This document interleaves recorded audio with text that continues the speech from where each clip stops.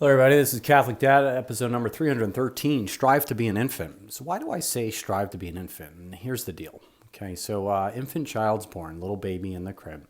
Is this a perfectly pure child? No, it's not. Why not? Well, the child's stained with original sin. Thank you, Adam and Eve. So the child's not perfect. The child's not pure. So how do you make the child even better? Well, you baptize the child and you wash away the stains of original sin. So as the baby leaves the font and the stains of original sin are removed from the child, that child is as pure as it will ever be in its entire life, sort of, right? It has no sin on its soul. Its original sin's been removed from its soul, and it also doesn't have a logical mind, and so therefore it literally cannot sin. It's a pure child, and it's as pure as it'll ever be in its entire life. So as it marches along, as it grows up, as it develops a free will, and it becomes parented by its parents, and society places its influence upon the child will develop free will and either decide to stay pure or not become pure, stray away from purity, meaning the child can stay with God throughout its entire life and never sin, and then probably have eternal salvation. I mean, that's the teachings of the Catholic Church. Or it can actually make conscious choice to separate itself through sin away from its pure state of being a baptized child, and move towards, hell or towards the devil. That's what sin is. It's essentially turning your back on God. Because when you're a baptized child, you essentially are with God in terms of spiritual life. And as you walk away from Him, as you exercise your free will, you become further and further and further away from God if you choose the wrong pathway, if you choose sin. Well, anyway, and so the Catholic Church has set up this wonderful, great thing called confirmation, or I'm sorry, called penance or reconciliation.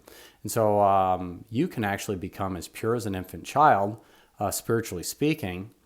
Every single time you go to a priest and you confess your sins, you make a good confession, do your penance, and then you're forgiven of your sins, go and sin no more. That's what the priest tells you, meaning that all your sins have been wiped from your soul and you have a fresh reset button in your life. Essentially, like you're rebaptized every single time you go to confession, and therefore when you walk out of the confessional, you're as pure as an infant child again. Well, anyway, what a gift.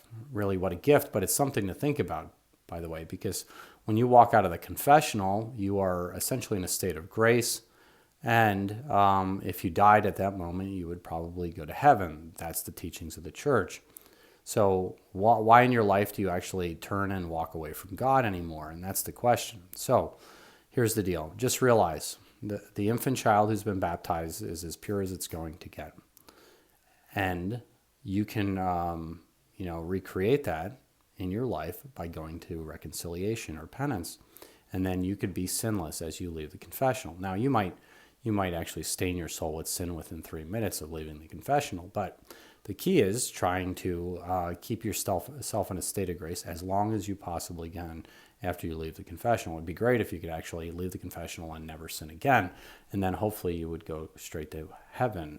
So I guess that's all I wanted you to think about, that you can become sinless in your life. All it takes is either baptism, number one, or number two, reconciliation, which are the sacraments of the Church. So when I say live a sacramental life, use them frequently. I mean, you can only be baptized once, but reconciliation you can use as much as you want. And if you do that, you can remain in a state of grace most of your life, and hopefully at the end of your days, when the judgment calls, that you will be in a state of grace, and then hopefully you'll have eternal salvation. That's just something to think about. I don't know if anybody thinks of the confessional that way, but if you think about the confessional that way, realizing that you walk out pure as the driven snow out of the confessional, and it's only through your own free will that you actually place a barrier between you and God, that you actually, through your free will where you exercise sin, don't do that anymore, and actually decide what your sins are and work on that, because everybody's a work in progress. It's not just you. It's me. It's the whole, entire world.